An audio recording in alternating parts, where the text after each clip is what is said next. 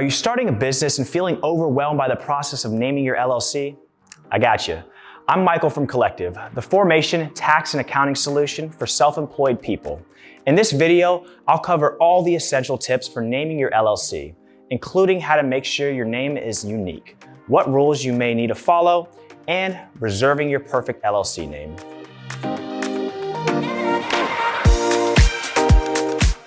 Choosing the right name for your LLC isn't just about picking something catchy or memorable. It's also about ensuring that the name is legally available and compliant with your state's regulation. So let's start with the basics. Tip number 1, make sure your LLC name is unique. You don't want to accidentally infringe on someone else's business name or trademark. To ensure that your name is unique, you'll need to conduct a search of your state's business name database. This can usually be done online by visiting your state's Secretary of State website. Tip number 2, follow your state's naming rules. Each state has its own set of requirements and restrictions when it comes to LLC names, so be sure to familiarize yourself with those. Common requirements include having the words Limited Liability Company or an abbreviation like LLC in the name.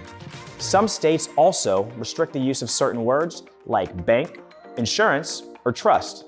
Tip number 3, keep it simple and descriptive. Your LLC name should be easy to spell, pronounce, and remember. A name that conveys the nature of your business is always a plus because it helps customers understand what your business does right from the start. Tip number 4, consider your online presence. When choosing your LLC name, you'll also want to make sure that the domain name and social handles are available. This helps to establish your online brand, and it makes it easier for customers to find you on the internet. Once you've got a solid name in mind, it's time to move on to the next step, reserving the name. In some states, this is a mandatory step before you can form your LLC, while in others, it's optional. Reserving a name typically involves filling out a form and paying a small fee. This reserves the name for a specific period, usually between 60 and 120 days, giving you time to officially form your LLC. And there you have it.